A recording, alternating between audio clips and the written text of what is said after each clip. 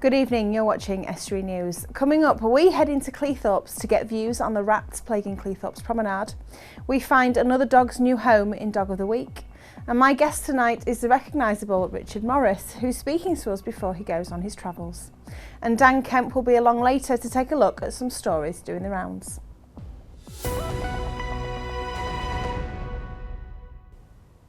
Welcome to Estuary News. I'm Helen Barley. Now it's over to Dan Kemp for the news.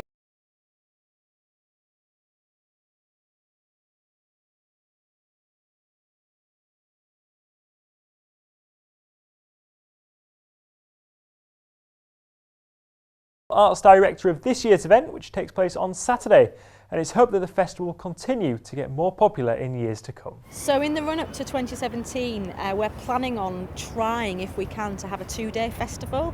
I know that's quite ambitious, but we're thinking that perhaps maybe, if not next year, then definitely for 2017 we're going to stretch it over 2 days, which obviously means that we're going to be able to give a much bigger offer in terms of bands and art that's going to be going on down here. Over the past couple of years in Hull, there have been a number of quite high-profile festivals, including the Freedom Festival, and ours is definitely more based around local bands and local art and local talent, where we really kind of embrace and harness young, up-and-coming, grassroots creatives, I suppose, within the city. Police are appealing for witnesses following a bag snatch in Barton. The incident happened around 9:40 on Wednesday. The 43-year-old woman was approached from behind by an unknown man on a BMX who grabbed her handbag before cycling off. It's been described as a 12-inch tan and cream coloured handbag, while the suspect is a white man aged 25 to 30 who was wearing green trousers and a green jacket at the time. Children in Scunthorpe are being offered help before they start secondary school. Recently, the idea of transitional classes over the summer to help ease children into the next phase of education has taken off, and a Department of Education funded scheme is taking place in Scunthorpe. Damon Fox, Regional Manager for Evolve, who provide the classes, explained how they started and why. The idea behind it was the DfE wanted to just fund sort of a 2-week summer school, but what we've managed to do is, using the funds that we've been given, we've been able to put a whole programme together. So my staff, who are health mentors, they've been able to go into primary schools from summer, end of summer 2, which is sort of the end of early June, and they've been working with the children in their primaries. They then follow them and join as part of the summer school, and then when the summer school finishes in the 2 weeks, they then follow them into the secondary school in September. Terry Simcoe MBE from Immingham has received royal recognition for his work. He's had a suite named after him for his services to the Queen Victoria's Seamen's Rest in the East End of London. Terry's worked alongside the charity for 50 years, and he said he was thrilled and honoured to receive the recognition. And that's all from me. Bye for now.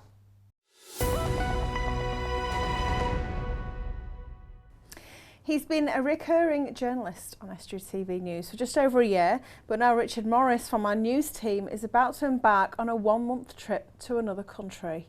Hi Richard. Hello Helen, how are you? I'm very well, how are you feeling? I'm very good, thank you. Good. Isn't it strange for you to be in that seat and for me to be For here? me to be interviewing, it's weird. It is weird as a journalist to actually be interviewed, because that never happens to us. No, so it I am a little bit, it feels strange to be find asked out questions. about this, yeah, definitely. Yeah. So, reveal to us, where is it you're going to be venturing off to? Well, it's in Europe, and I'm going Okay. to Finland, and I'm going to go to Finland from the 7th to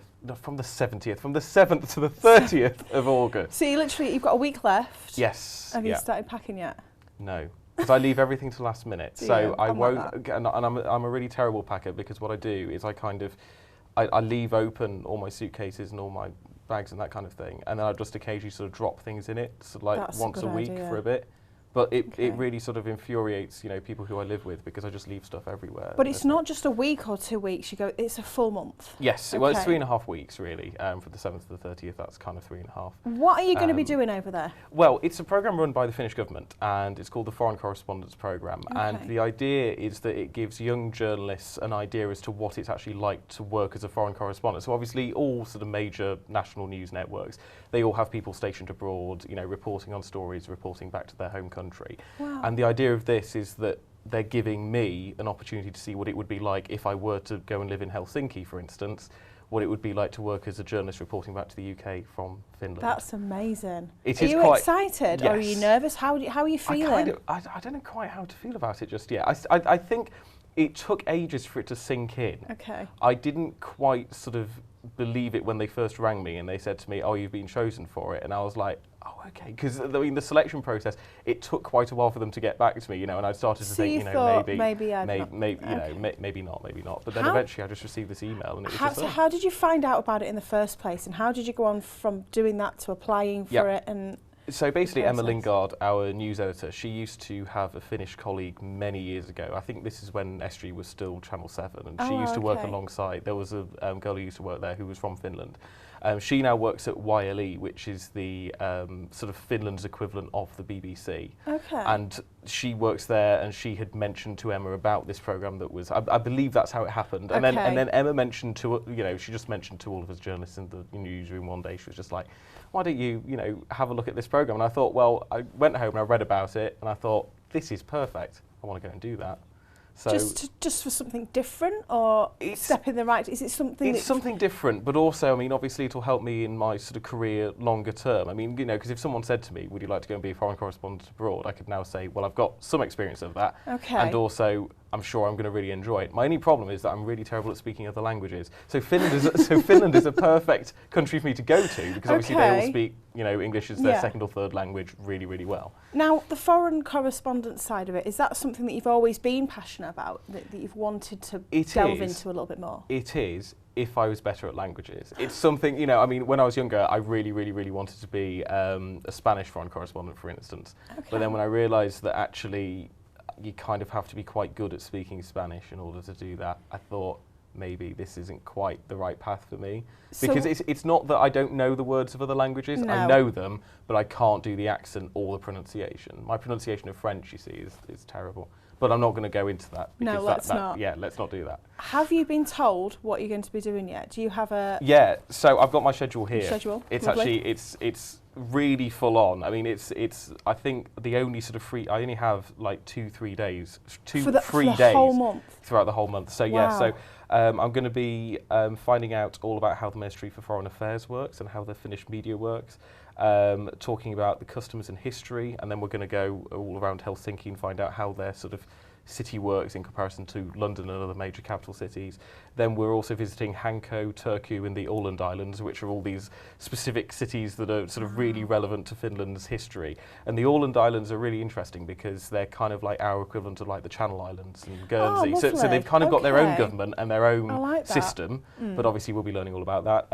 There's also a day on Finnish design, because you may not know, Helsinki was the European design capital in 2013. I didn't know that until this. So, you know, that's another thing. We're going to be speaking to Finnish designers. Finnish Education and Science, I believe that day is the day I'm also getting to interview the Finnish president. So there's lots of things happening. I'm really, really excited. The Finnish president? Yes. How do you prepare for an interview like that? Well, I don't know, because it doesn't start very well with the fact that I actually can't pronounce his name. You can't. Well, no, because Finnish is really difficult to pronounce. You can't pronounce his name. No, I can't. So work on that first. Then work on the questions. I'm going to ask his assistants before I go into the room how you actually pronounce his name, because I don't really want to offend the Finnish president. No. That probably That's going to make you more nervous than anything, isn't it? Yeah. As well, on the programme, I also get to stay for a weekend with a sort of legitimate Finnish family, if that makes any sense. So they're letting us sample what it's like Finnish family life, really. Yeah. I also get a work placement in Finnish media, so YLE, which is who I was previously talking about, their sort of equivalent of the BBC. Yeah. I get to work there for 2 days, shadowing producers and that kind of thing. And then I also get to interview various peoples in the Parliament and you may get a chance to eat and sleep in between those activities. Maybe just about. I mean, it is a very, very full-on time. They were kind of joking with me at the Finnish embassy in London. They were saying, you know, you're going to come back from this and you're going to want to sleep for a week because it's full-on all the time. Stay right there. We are going to come back to you in a moment. You're watching Estuary News. Coming up later, we find another dog a home in Dog of the Week. And Dan Kemp will bring you the latest sports news.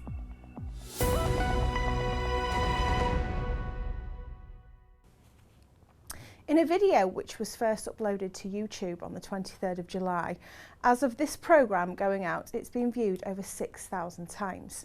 It features rats running between some of the hedges along the promenade. We went along to the seafront to speak to the holidaymakers about the discovery. I haven't been here for about 3 months now, so I haven't seen any rats at all. Well, I wouldn't like it if it's... No, I wouldn't. If it is true, but we walk quite regular up here, don't we? Yeah, And we've not seen any. And we do come down 2 or 3 times a week. It's a bit worrying. Yeah, I haven't heard that one before, but we're not from here, so we'll keep a lookout. I've seen plenty of flying rats, but I haven't seen any real rats. And what about you? Have you seen any rats? No, I don't know. Do you think it's an issue around here or not? I've no idea, to be honest. So, I mean, I suppose you're going to get them because it's fast food, isn't it? But beyond that, I don't know. I'm just passing through, so. Not seen a rat? No. Not seen a rat. No rats. It's been lovely. No, not battered, fried or breadcrumbs. No, we might have eaten one earlier. Yeah. No rat. It's clean. Well, it's difficult, really. I mean, you're in this built-up area, there's lots of fast food, so unless they clean it up more, I think that's just one of those products of having lots of fast food and lots of people around. I haven't seen any. No, can't help you on that. I think it's a bit disgusting. Whereabouts? Around here. Down here and around. Obviously, massive rats. yes, it's probably some takeaways, isn't it, and that. We've not seen any anyway. No, we've not seen any today, Not but yet. we've only come for a visit today. It wouldn't be very nice, I haven't would seen it? any myself, so I don't know. Can't comment. Wouldn't be very nice though, would it? No. In a statement, David Watson, who is a portfolio holder for environment, tourism and the visitor economy at North East Lincolnshire Council, said it's normal for rats to gather where there is a ready supply of food, and whilst it is not the authorities' responsibility, we will be taking measures to eradicate the nest. Officers from our Community Pride team have visited local homes and businesses to advise them to secure their bins and not to leave out waste the rodents can feed on. I'd also ask people visiting the promenade to put litter in the bins provided, especially any food waste.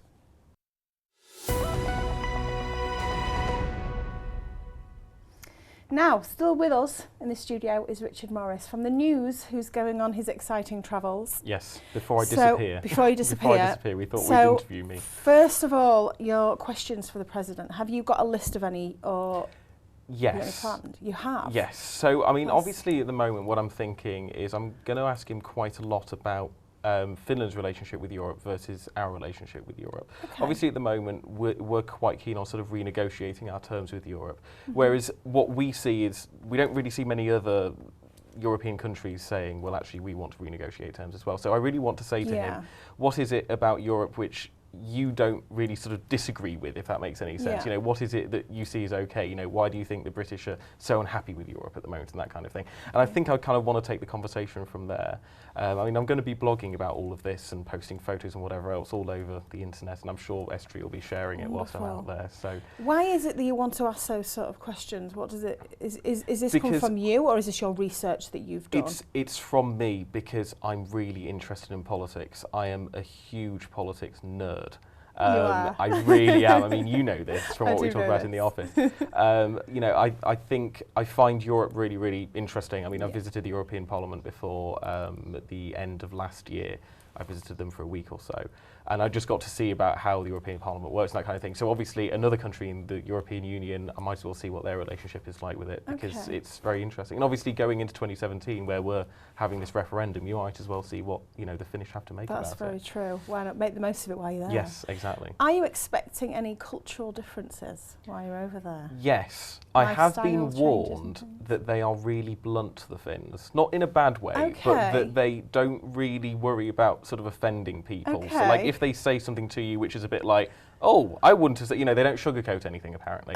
They will just say it directly. And I've been told by, you know, the people who are sending me from the Finnish embassy in London, they've all said, don't worry if someone says something to you which is slightly sort of odd or you think might be slightly offensive, because that is just how Finns are. But if you're aware of that, then if I'm aware of it, it's not going to be an issue. It's not going to be an issue at all. So before we go, I've got some Finland facts. Oh. And you've got some as well, haven't you? Well, yeah. So, I'm gonna, mine aren't going to be as good as yours, but... Well, no, of course not. Apparently, the amount you get fined for speeding depends on the amount you earn. Well, I didn't know that. And a gentleman earned... he got pulled over, and his earnings were €7 million, so he had to pay €116,000. That's quite a hefty. What speed was he doing? Do we know what speed he was doing? It doesn't say. There are no public payphones in Finland. Well, that makes sense, actually, when you think about it. I mean, it's the home of Nokia. I mean, they've all got phones. Yes. They've all got mobile phones. They actually get I'm going to tell you this now. Okay. They actually get signal on their equivalent of the underground in Helsinki. Do they really? They get signal all the way through. And I want to test this. I'm going to go on their underground. And I'm going to go to every single stop, and I'm going to see that my phone continues to get signal. Do it. I'm that much of a nerd. That much of a nerd. We're going to have to go now. We've run out of time. Thank you so much, and I wish you all the best of luck with it. I really, really do. Now it's time for Dog of the Week. Can you help find this dog a home?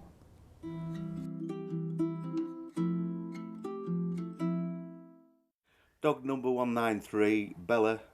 She was born in 2013, so she's only a young dog. She's a staffy, very nice to walk on a lead, seems to like other dogs, so this one's looking for a nice home.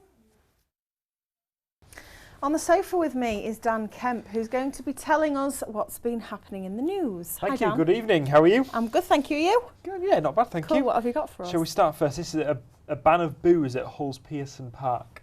Okay. Yeah, basically at Pearson Park, around the pond area, it's in Hull, it's off Beverley Road. It's a public park? Quite a big public park in the city, yeah. And they want to have an area of that to be an alcohol-free zone. And that's because obviously they must have had a lot of issues around public disorder, drinking, youths out of groups of people. So they want to have part of that now to be kind of cordoned off for people that aren't going to do it. It's more of a family area. Okay. And they say it is becoming more of a problem mainly in summer months. Right. So you can imagine it's people kind of going out late at night, having a few drinks, and kind of abusing the facilities. Yeah, they're very nice facilities as well. Have they got any wardens, or do the police patrol the area regularly, or anything like that? Well, I know on Beverley Road there are quite a lot of a police presence, but in the park itself, I think they do have wardens, but obviously it's something that maybe isn't necessarily their job to do either. Yeah. Maybe should be a police thing. Okay. And they've said that it's not about stopping people having like a picnic and a glass of wine when they're out having a family, like a family do kind of thing. It's about stopping the youths and whatever, people like that. Yeah, fighting, and I suppose it all comes as an unfortunate package. I think it just needs regulating, really. Yeah. That's what it is. Okay, good idea. What have we got next? The next one is a good bit of news for Hull. Okay. So we've had a bad bit of news, we're having a good bit of news now. Good and bad, we like that. The new Hilton Hotel in Hull City Centre will create hundreds of jobs. Wow. So we're going to have a 4-star Hilton in the centre of Hull. Really? On Ferrens Way, which would be absolutely fantastic, I think. They're going to have around 100 people to be employed there to start with. This is according to the Hull Daily Mail, who we should credit for this. But the construction of the hotel could create between 400 and 500 new jobs as well. That's impressive. And they're hoping to make sure that local people, of course, as part of that, are going to get some of these jobs. Is this the back of the Hull City of Culture? Yes, I think so. I think we're going to have a lot of visitors going to be busy, coming isn't from, hopefully not just the UK, but from around the world as well. So they need to make sure that these people are properly catered for. Of course, in the last couple of years, Hull's had a Premier League football team. Unfortunately, that doesn't happen now. More business conferences and things like that going on. So a 4-star hotel, which is something Hull hasn't had before, it'll work perfectly with all these things to make sure there's more money coming in and 167 rooms for people to stay in. Okay. So I think that's exciting news, to be honest. They've said Tony Howard, who's the business development manager, has reiterated this about Premier League football teams staying outside the area when they come to Hull normally. Yeah. But now they won't have to. They'll stay right in the centre. That's more money staying in the Hull economy. Though, do you think? Fantastic. Well, of course, all the hotels in the area will miss out, but I think a 4-star hotel is offering something different. Yeah, it's true. That's true. If people want to go and stay in a 2-star B&B, then they'll go and stay in a 2-star B&B. Fair enough. That's still there for them. But in addition, there's now, for the better off. Yeah, they can stay if you can afford to stay in the Hilton, then go for it. In a nicely refined environment. I know what you mean. Right. Okay. Next up, this is in Beverley. This is last Friday there was a cycling event going through Beverley, and they've reported that it's had a big economic boost.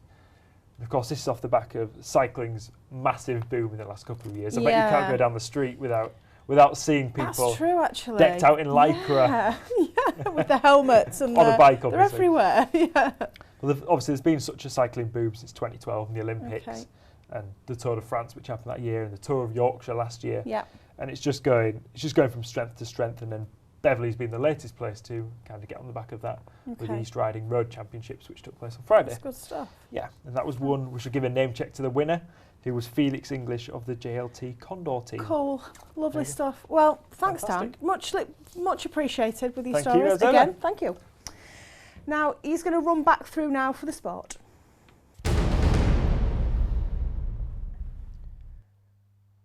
National reports are suggesting Hull City's interest in Brentford striker Andre Gray might now be followed up by a move from Moses Odebajo, his B's teammate. Speculation is suggesting that around £8 million may be the fee for the two players combined following James Chester and Robbie Brady's departures. Meanwhile, the Tigers won their penultimate pre-season fixture on Wednesday. They beat United Arab Emirates side Al Ain 4-0. Ahmed El Mohammadi with 2, while Michael Dawson and Callum Geraldo Martin netted the others. Scunthorpe United have beaten Sheffield Wednesday in pre-season. The Iron won 4-2 thanks to a Paddy Madden brace and goals from Kevin Von Veen and Kyle Watton. Meanwhile, former United striker Andy Keogh has joined Thai club Ratchaburi FC after leaving Australian club Perth Glory. Elsewhere, Grimsby Town are in the process of wrapping up their preparations for the new season. They're at Grantham on Thursday evening before taking on Boston United on Saturday. The Hull Pirates unveil 32-year-old defenceman Jan Platil as their latest recruit for next season in ice hockey's Premier League. The Czech player has considerable experience and looks to be one of the side's marquee additions. He becomes the latest of a raft of signings following the demise of the Hull Stingrays earlier this summer. And finally, don't forget, it's the Rumble on the Humber this Saturday night as Luke Campbell takes on Tommy Coyle, and we'll bring you the highlights of the pre-fight press conference in tomorrow's bulletins. That's all for now. Don't forget to get in contact with any stories you have for us. You can call 01472 315553 or email sport@estuary.tv. Bye for now.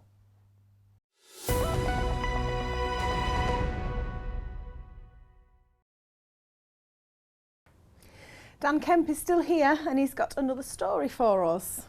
Just one more story. One more yes, to go. And this is a very light-hearted story. Okay. The 80s TV personality Timmy Mallett has been posting a series of hilarious pictures from a Lincolnshire bike journey that she's been going on. Okay. And he was spotted by our production manager eating a prawn baguette in the Whistle and Flute in Barnaby. Not by our production manager, but he was informed of it.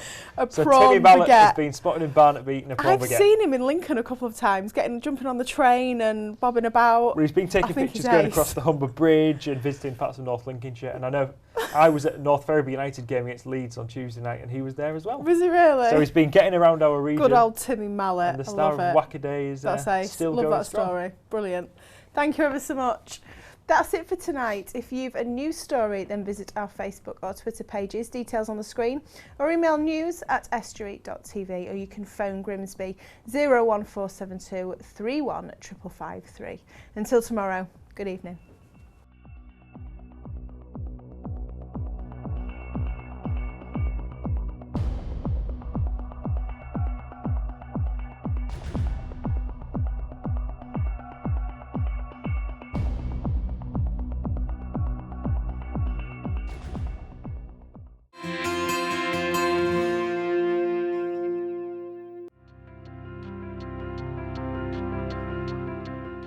Hello and welcome to Estuary TV's weather. Friday will be dry with a fine start with some sunny spells but becoming cloudy through the afternoon. Maximum temperatures of 19 degrees. On Saturday, some early rain possible but quickly clearing with sunny spells.